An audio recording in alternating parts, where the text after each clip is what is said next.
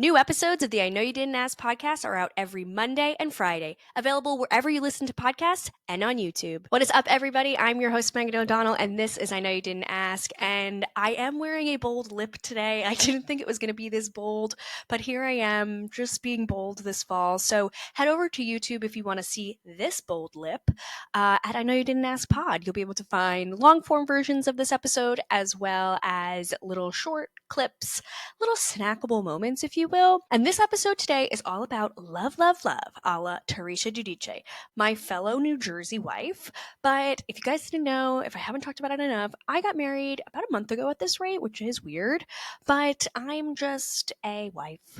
Everything about me has changed. I am so deeply loved on a visceral level that it's just something I never expected before. But I wanted to do a little bit of a do's and don'ts episode so that you don't waste your time on being a basic bitch at your wedding and you don't waste money and you really try to prioritize the things that actually matter in a wedding, not the nonsense that society has told us actually freaking matter. So before we, I think, get into the proper do's and don'ts, I think we have to talk about, the wedding industrial complex here in America. I can only speak to that of what is happening in America.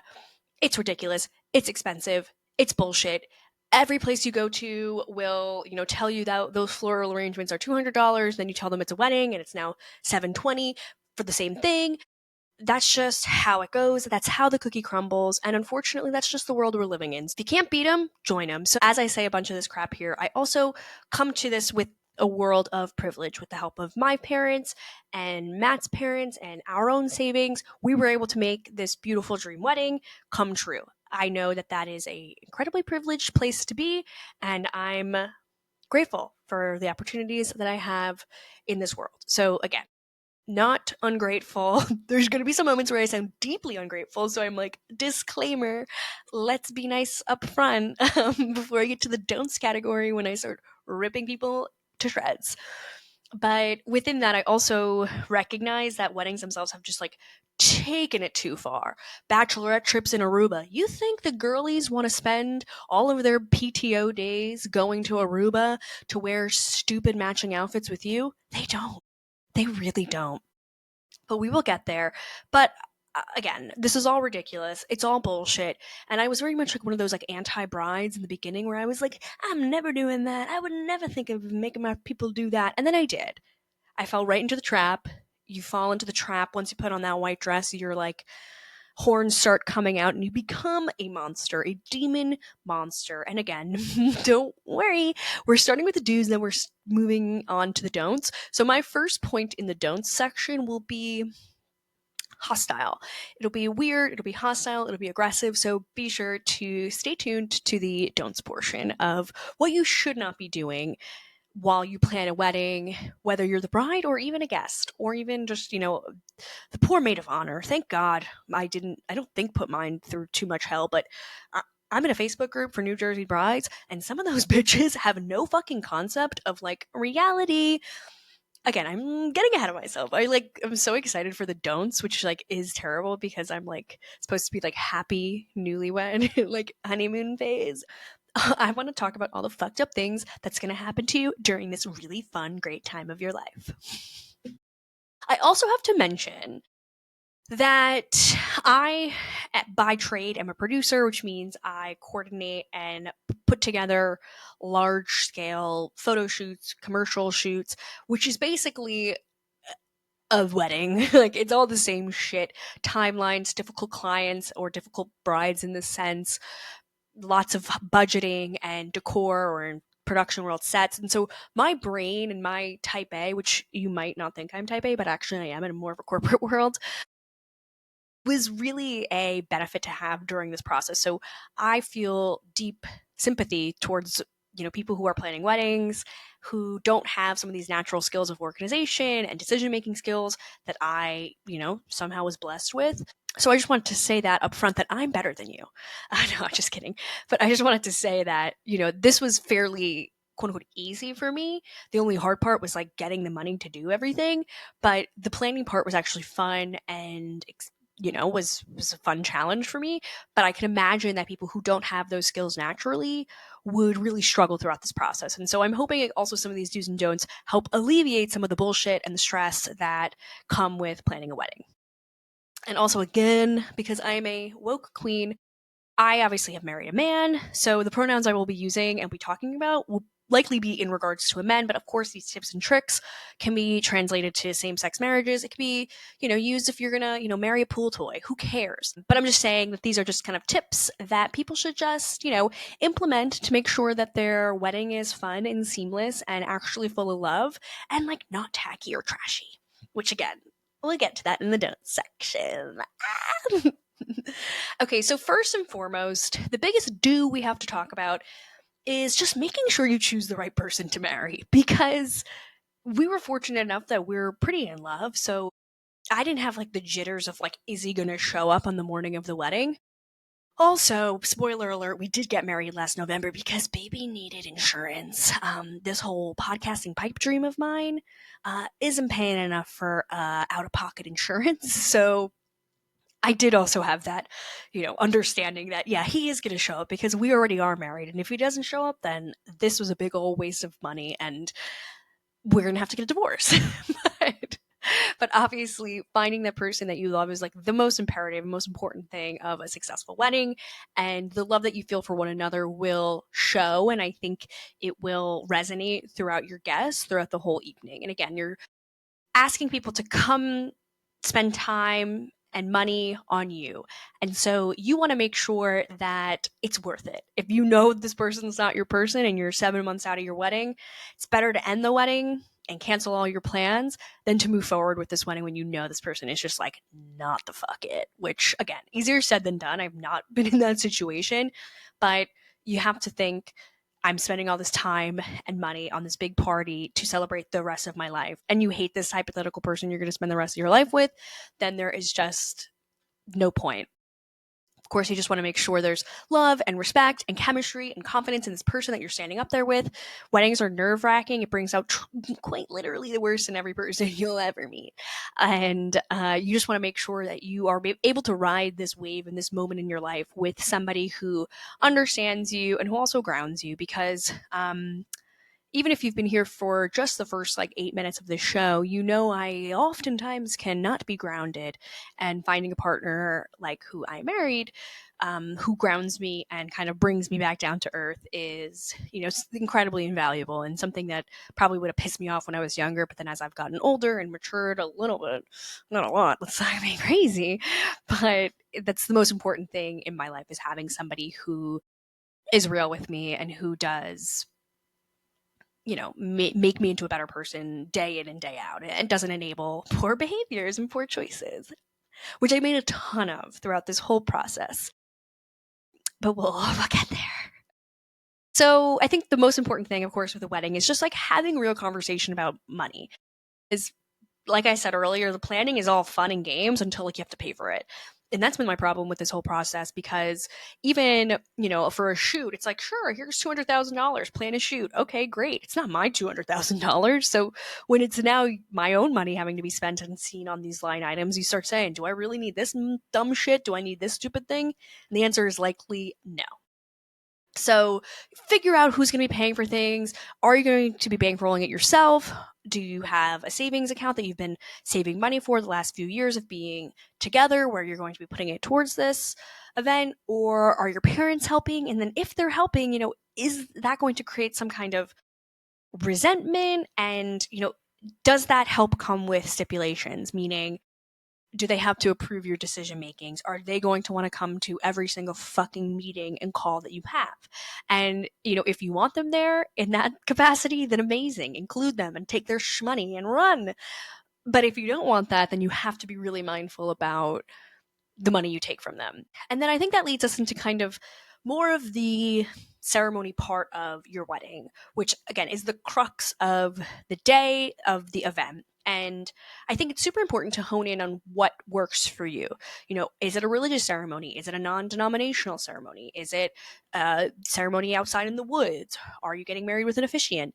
I think finding out and choosing what you want for your ceremony is super important, because that is the wedding. That is the moment where the two of you hopefully say your vows, which we'll get to, and kind of profess your love for one another and profess, the vows that you hold for one another for your futures, and, what you want your hopes and dreams to be, and how you hope that person is going to be in that part of your life. And we both grew up very Roman Catholic, both from religious families, but we both decided that that wasn't exactly what we wanted. And there were many moments throughout the whole process that I felt tethered back to this idea that I should be getting married in a church. And then I was actually speaking with my aunt, and she gave me some sage advice and basically said, you don't want to start the rest of your life in a place that doesn't reflect how your current life is, and in a place that you no longer resonate with. I don't go to church. We don't go to church. That's not a part of our life. And so now to then all of a sudden say, okay, I'm going to go get married in a church and, do this whole pre-cana thing, when that's just so not our life and our desire, it just felt disingenuous in a way. So I would say that's a huge point of contention. I think that bride and grooms feel when it comes to, their family obligations and their religious obligations. But again, this is about you two. So do whatever you feel is best for you. And you know what? Everybody will come and rally around you, even if your mom or your grandma isn't so thrilled with your choice. They will still be there to celebrate you, hopefully. And this is a time to make boundaries in your life when you are now saying, we as a unit make choices that might not make my parents happy, but you're not a kid anymore. You're getting married and you're now going to be, husband and wife, again, in my case. So you need to be able to create those boundaries and stick to them. And that will then share with your friends and family that now the boundaries that you create together need to be respected, and you are no longer a kid.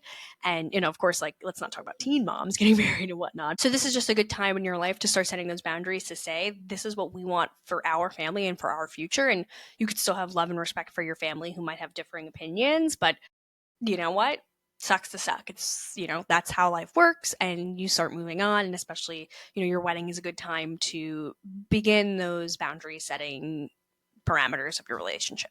So I also think during the ceremony, it's super important to say your vows. Why are people saying vows anymore? For me, that's the moment. That's what people are there to see and hear and to feel. Your guests also want to feel and see and hear the love that they drove 2 fucking hours and put money in an envelope for. The vows really just set the tone for not only the rest of the evening, but the rest of your life. It's a way to open up your heart and be maybe more candid than you're used to being in front of your friends and family, assuming you're not just waxing poetically about your partner all the time to your friends and family. But I think it's a good time for people to see you in a different light, people to recognize who you are with your partner in in your personal life. And I think it's just a beautiful reminder of that love is great. And of course, shit's not always great. I had one person give us a check, and in the note it just said marital bliss in quotes, which I really enjoyed. But it's not always going to be easy, but I think you can always kind of go back to these moments and try to remember some of the words that you said to your partner, and vice versa during your vows, when things are really tough, which was something that many couples kept telling us. People who have been together for 40 plus years just kept saying shit's gonna get tough, shit's gonna be terrible, you're gonna hate your partner at moments, but try to always harken back to this day and this moment, and look at the good things, and try not to forget what really brought you two together. So let's get to the bullshit. We're done with the fucking nice shit, talking about money, talking about fucking vows in church. We're done with that. Now let's get down to the petty and materialistic. So be judicious about your photographer. Again, as someone who's a producer, I produce photo shoots, video shoots, so I'm constantly vetting photographers and directors. And so for me, I was very specific on the type of look and feel that I was going for. But you never know. You never know what the weather is going to be like. You never know what all of the circumstances are going to be around you. And we also didn't have an engagement shoot with the person. So I was a little bit terrified that we were going to be so awkward and weird, but it ended up obviously being great. We have beautiful photos. We worked with Dream Street Photo, which is just a great little duo based in New Jersey. And they shoot in New Jersey, New York, Connecticut. And they just have a very kind of sexy and modern take on weddings. And it's a little bit less, what's the word I'm looking for? cookie cutter. Like I didn't want like the lineup of the bridal party. Like I didn't want any of that. Like I wanted it to be and feel really fun and kind of like it was candid but still planned, and they just did an amazing job. And the video guy actually told me what my good side was. So I felt like I already had like a leg up. Once I figured out what my good side was, now I'm like, okay, it's only been 32 years of not knowing my good side. How many times have I posed my bad side? That's just something I have to live with for the rest of my life.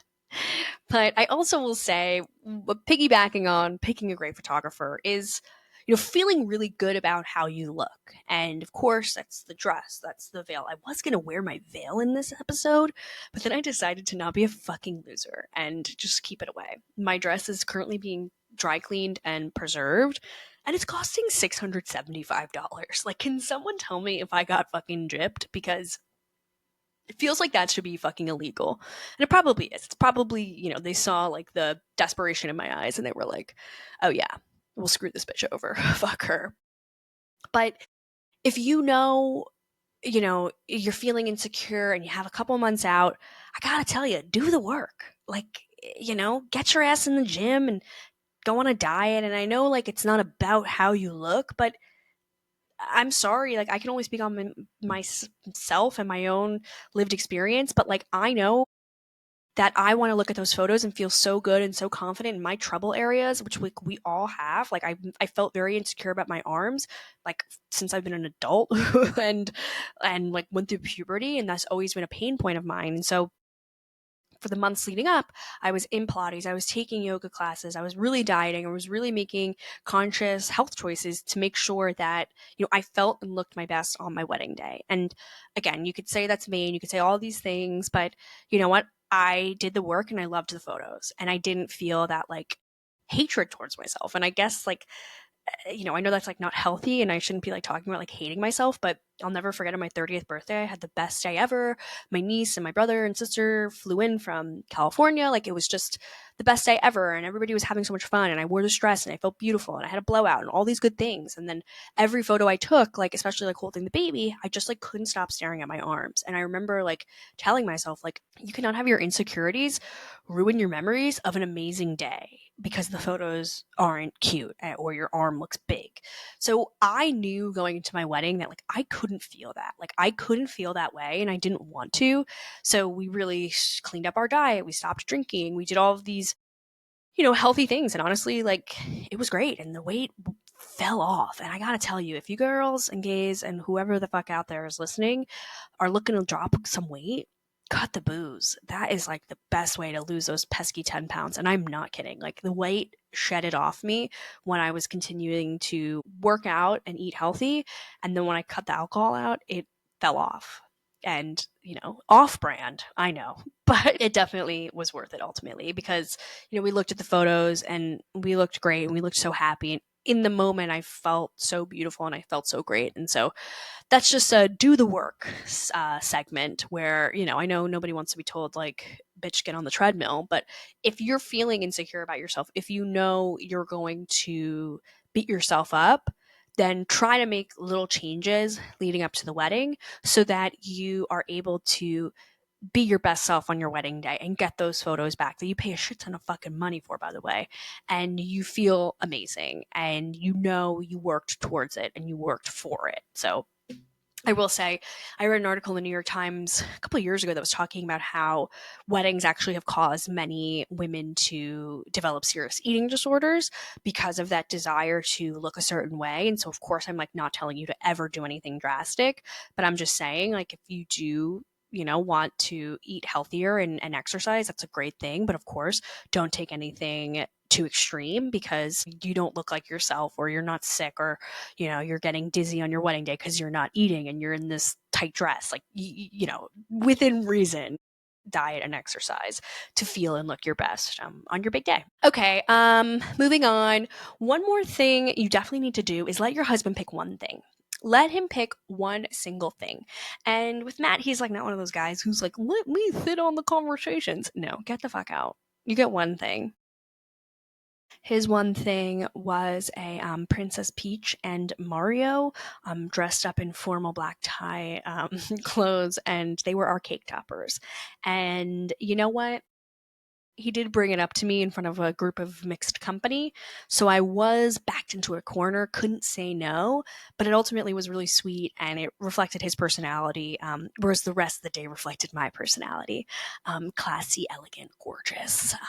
So don't forget about your husband in that whole, craziness of wedding planning and trying to fit an aesthetic and trying to look and feel a certain way.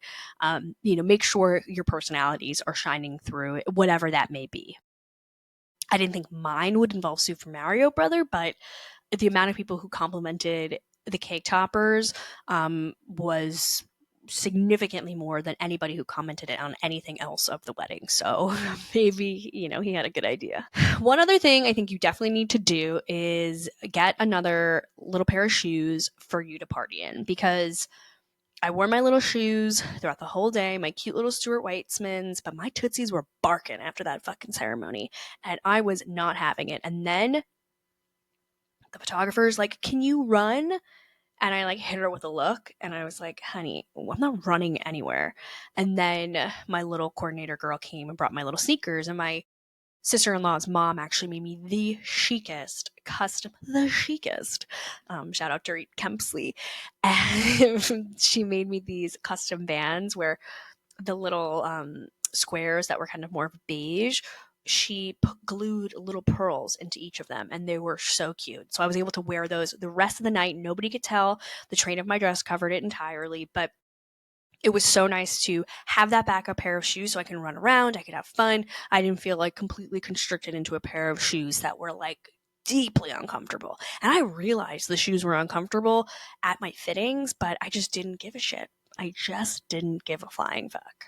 And I'm very much like fashion over function, but when you're going on like 4 hours of wearing these fucking shoes, it's like hell on earth.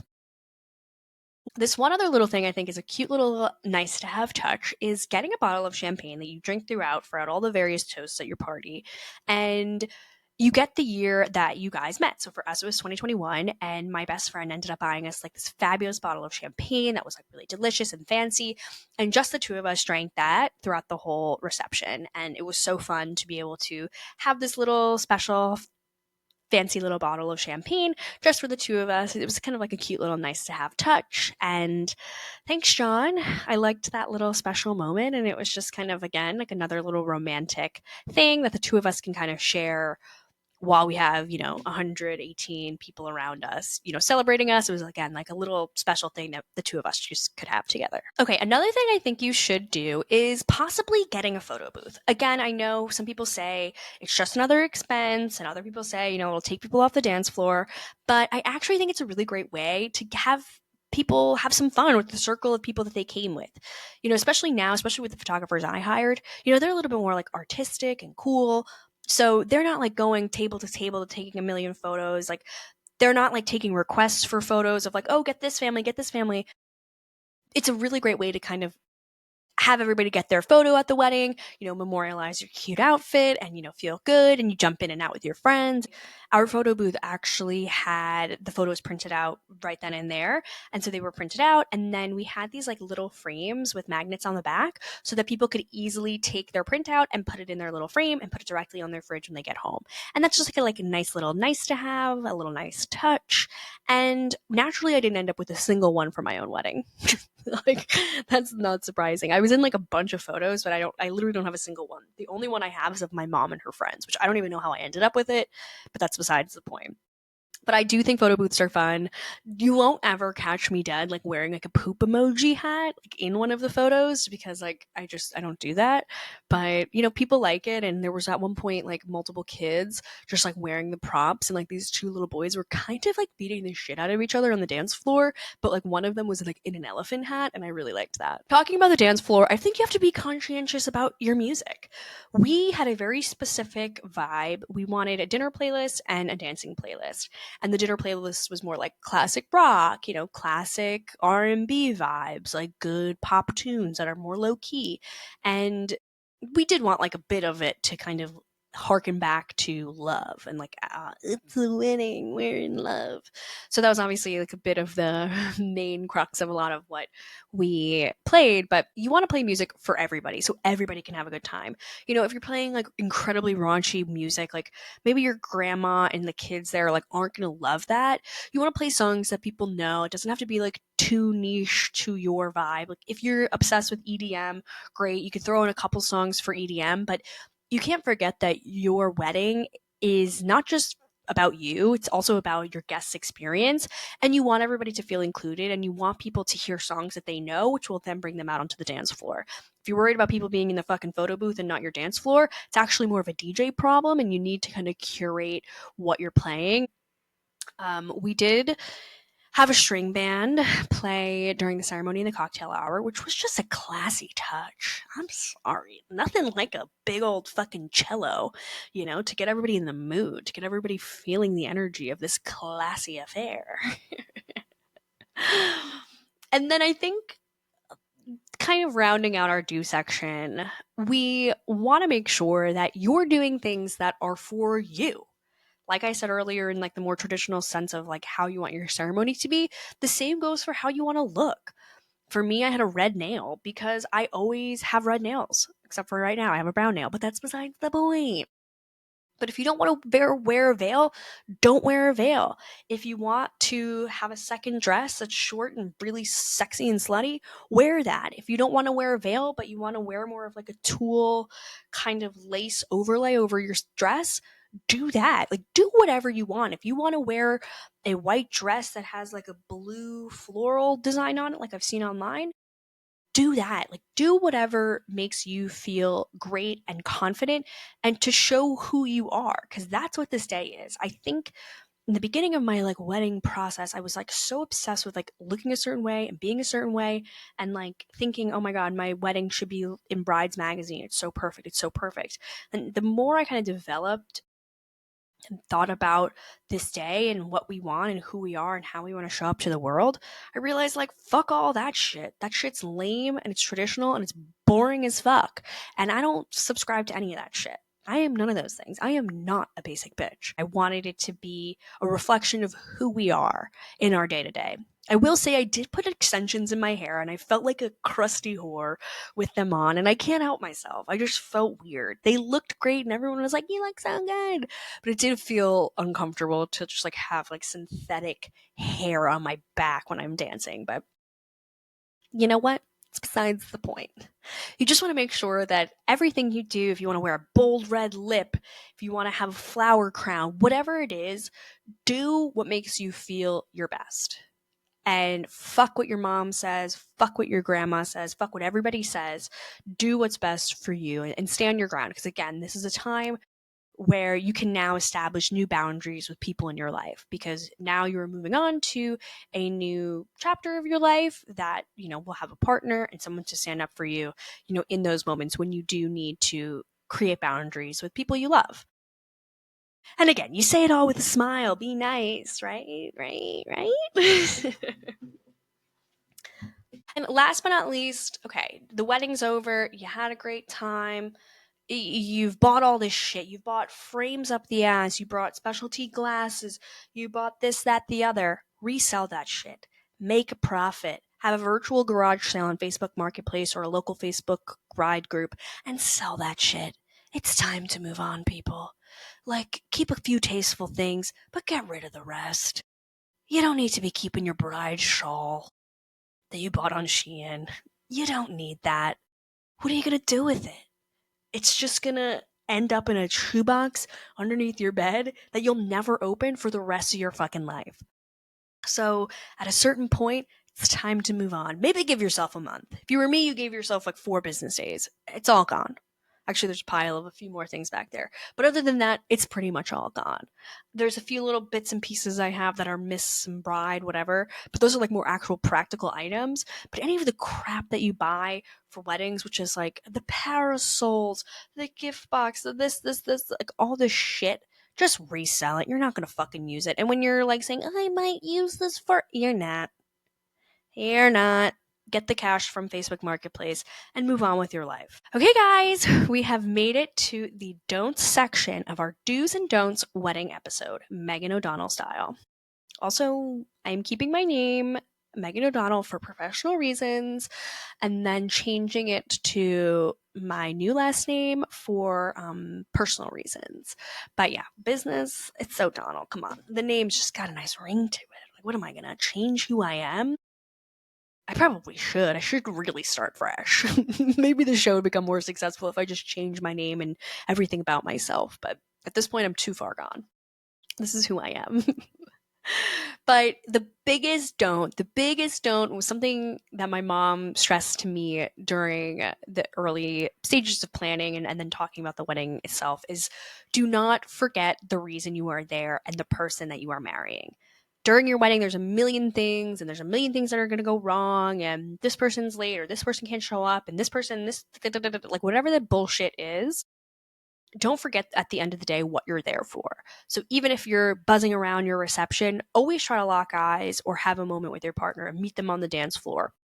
Of course, he's going to be talking to his buddies from college, and I'm going to be talking to my great aunt about whatever bullshit. Make sure you take the times that the venue will give you for a little 10-minute break to just take a breather.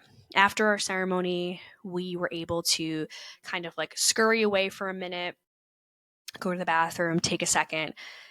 And then everybody was at the cocktail hour, and then we came out and did our photos. And then after, like the sunset photos, the two of us were able to have a tray of the hors d'oeuvres that they pass around. They gave us each one of each of the hors d'oeuvres, which was so sweet because baby's hungry and I like to eat. So the two of us took that tray and went into our room really quickly, which was right in the main area, so it wasn't far. We both just went into the room and hid out for a minute, smoked the vape, and just had a moment, chilled out, drank some water, reapplied the lip, and got back out there. But that moment where we both just were we're fucking married, what the fuck? Taking those moments, having that breath, you're not gonna miss a moment of your wedding. The guests will be fine. Don't forget the reason you're here. It is a party. It is all these good things, but you're marrying your best friend and you're marrying the person, who loves you the most in this world. So you don't forget that. And okay, because this is Megan O'Donnell, the host of I Know You Didn't Ask, we have to make a quick pivot to another don't, which is the don't make your wedding your whole fucking personality, ladies. And I'm speaking to you ladies out there because guys don't give a shit. The guy doesn't fucking care. He's just sick of paying for shit. Your wedding doesn't mean everybody's life around you stops. Don't be mad at your friend who can't afford your 5-night trip to Florida for your fucking bachelorette party when you are also getting married on a destination wedding.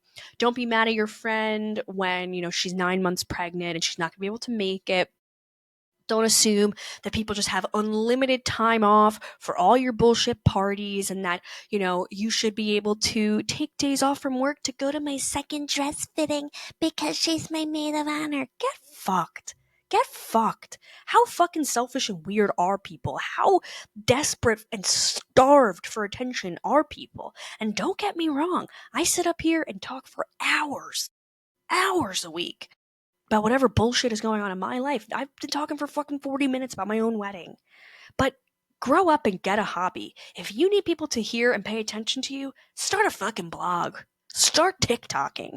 And people can see you and hear you. But the expectation that brides now have on their moms and their friends and their siblings and their everybody for these fucking weddings is ridiculous. And then people say, well, I did it for them and now they need to do it for me. Get fucked. As a general rule of thumb in life, you should never give generously to people with the expectation of receiving things back.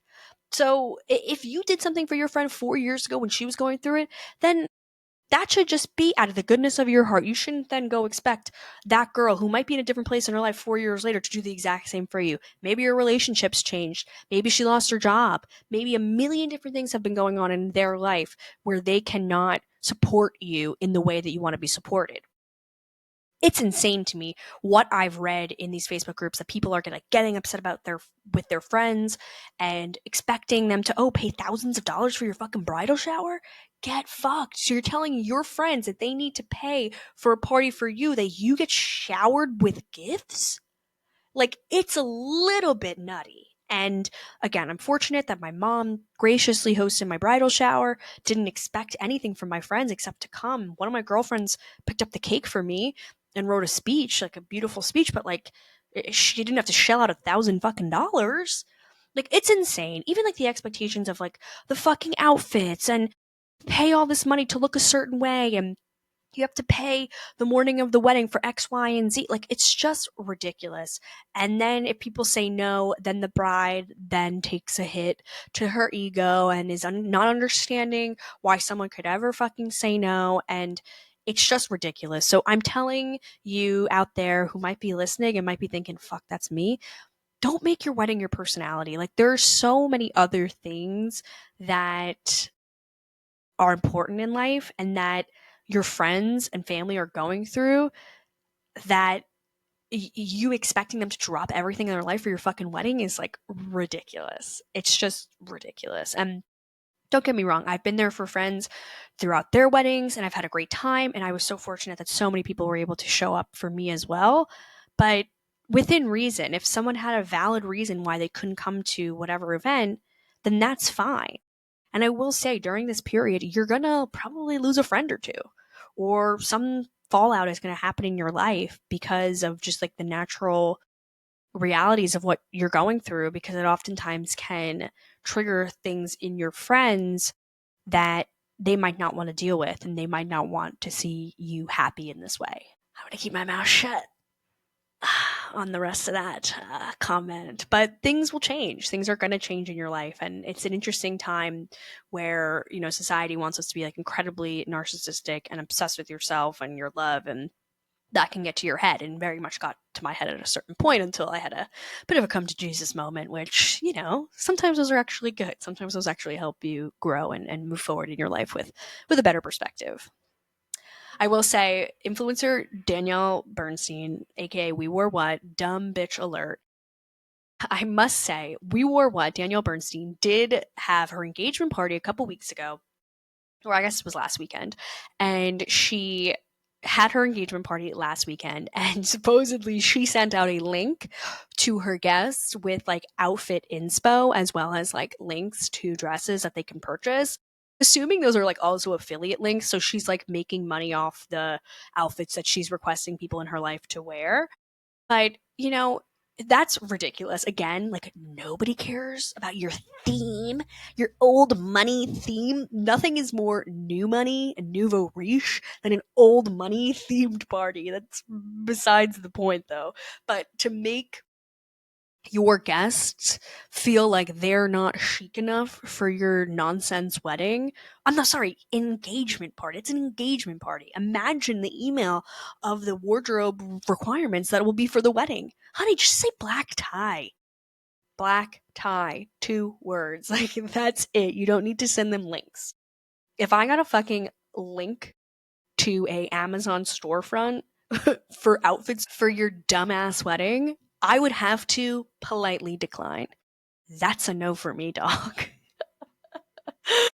So, like, within that, it's like, you know, this girl makes her whole freaking party into a photo shoot, and it's not even your fucking wedding. Like, it's so ridiculous. Like, it's not a photo shoot, it's a wedding. Let's not forget that. And I think people forget that in the mix of their whole wedding situation. It's not for content. This is like an engagement party where you're actually supposed to be with your friends and your family. And she had over 230 people, I think she said, at her engagement party. So assuming the wedding will be close to 300 or something, given them, you know, they'll find some new random friends off the street to invite. And like, this is not on my list, but like, don't invite the fucking mailman. You know, like, don't invite the random fucking dude that your mom, you know, used to work for 15 years ago before she retired. Like, you don't need to invite these people if you don't fucking know them. Keep the guest list tight. Unless you have a lot of people who can give you a lot of fucking money, then invite them all. Okay, one other major don't that is a cautionary tale is don't forget to check your contracts. And that means whatever, whether it's the dates on your contracts all of the information on your contracts. Make sure that you are not accidentally spending money on things because you were a little bit reckless. And I am speaking to myself because I accidentally placed an order for specialty glassware. And then I thought I canceled the order and then I didn't. And then I saw it charged my credit card 2 days before the wedding for $900. That was so fun and cool when that happened. And we didn't end up getting the glasses. I canceled it and I only got $200 back, but devastating. So that's just a word from the wise. Be sure to be super mindful of even like the carts that you're creating on some of these websites for specialty decor because you might get fucked. And I thought I could squeak out some crocodile tears to the sales associate to make them feel bad for me. Didn't work. Didn't work. And within that comes another kind of suggestion is that don't try to keep up with the Joneses in terms of like tablescapes and decor and florals. That stuff is so expensive and will add up so freaking quickly. So just be mindful of the things that you're purchasing and buying and making sure that you're utilizing what your venue has and you're not just hemorrhaging money on stupid decor things that you think are so fabulous and chic. Of course, unless you have the cash, then fucking go off. Why the fuck not? But if you're like a regular normal bride like myself, like you have to be mindful of the items that you're purchasing. Just don't get too deep into the glassware, the chargers, the specialty tablecloths of this and that. Like it can get so expensive so quickly and it can really multiply and escalate so fast. I wanted everything, and because I like became a freelancer and like wasn't working a serious corporate job towards the end of this project, it ended this like wedding planning window. I had to like cut a lot of things. That's why those glasses kind of fell through the cracks. But I'm sorry, there's like fucking construction outside, of course. Like perfect timing for a podcast to be recording. But I did order specialty napkins because baby couldn't help herself. I couldn't help it. I just needed it. And I'm sorry. $800 later. But that's like something I didn't even tell Matt. I just told him, don't worry, honey. That's going on my card. You won't even see that. But I have to say, like, people spend money on the dumbest shit, but I have to admit the dumbest thing I've ever seen at a wedding are those dancing robots. I don't know why anyone would need a dancing robot. Your guests have to be so fucking boring if you think that a dancing robot is going to like make the party bumpin'. Like, I'm sorry, I don't know how much they cost, and I don't even understand the mechanics of it. Like, is there a person in that robot suit? I don't know, but if I see a dancing robot on your dance floor at your wedding, I'm out and I'm taking the card out of the box. I'm pilfering through the box, taking my card, leaving, and we're never speaking again. That's one surefire way to get me out of your life forever. I have to also say one of my biggest pet peeves at weddings are seeing edible centerpieces. Grapes everywhere, bread everywhere. I saw a tomato centerpiece. Like, I hate food waste. So seeing all of that food just go to fucking waste on your damn tablescape pisses me off. Again, another way to get me to not go to your wedding is telling me in advance that you will be having edible tablescapes. One other don't is don't be a cunt to your vendors. Like, again, you're nobody. It's not your super sweet 16 and you're like some little cunty 16-year-old and mommy and daddy are paying for your wedding. Like, be kind to people. Be kind to these professionals. Of course, if they're acting a fool and behaving poorly and like not doing their professional duties, then yeah, maybe hit them with a couple hard glances and a more professional tone. But don't be a cunt. Like, nobody likes that. Nobody wants to hear that. Nobody, again, like, you're not that special. This is your one big day. I know everybody have one big day. But, like, don't be a bitch. And I hate seeing people treat vendors or wait staffs or Uber drivers poorly because it's this implied I'm better than you attitude or like you work for me attitude, which is even worse. And I just don't like that. So within that, you do want to tip people a little bit. I mean, people were telling me on this Facebook group you have to tip your vendors 20%. And I said, get fucked. I'm absolutely not doing that. 20% on $10,000 photography bill? Yeah, fucking right. Love you, mean it. But like, that's not happening. So give them a couple, 50, 100, whatever, if you still have that at the end of the day available to give to people. But you know what? You don't want to screw over your vendors or, But you want to give people, a thank you for, the additional work that they've done. Of course, if they didn't do a good job, then you don't have to tip them. But if you were happy with the service that you received, why not? It's $50. At the end of the day, you've already spent so much fucking money anyways. What's $50? What's $100? Really, at the end of the day. Okay, a couple other things. Don't have too many fucking long speeches. We had 3 speeches at our wedding and then 1 performance. Matt's brother is a singer-songwriter. Shout out to Andrew Augusta, double A. And he actually performed a beautiful song for us where he played guitar alongside. And it was just a beautiful little way to get the people going. And he preferred doing that over saying a speech, which we totally accepted and loved. And then the other speeches were about 3 minutes each, which was the max amount. And they were all told in advance that they were going to be having speeches. It was not like the day before, hey, surprise, it's a speech. So everything was incredibly thoughtful and beautiful. And, 3 minutes, that's perfect. Anything longer than that, you're going to have to start playing the Oscar rap out music because nobody wants to fucking hear that. Especially not from your husband's drunk douchebag college frat brother who is like a fucking bloviating idiot who has had like 42 vodka sodas. We don't need to hear that idiot with a microphone in his hand at all. Max 4 speeches on the day, and I think you could spread them out. Throughout mine, we had 2 at the bridal shower. We didn't have any at the rehearsal dinner, but that's a place that you can also have some speeches. And then, obviously, on your wedding night, of course. But it's not a karaoke. It's not slam poetry. It's not open mic night. Keep the reception for, the specialty dances you guys will do, a few choice speeches, and then eating and dancing your fucking ass off. That's what it's for. Too many speeches, people will be talking about that on the car ride home, about how they hated all of those dumb anecdotes that they were fucking forced to hear over the duration of the evening. I will also say one other thing about speeches is that I was a little bit of an asshole when it came to people not having anything on their phones. So that went for my brother who officiated for us as well.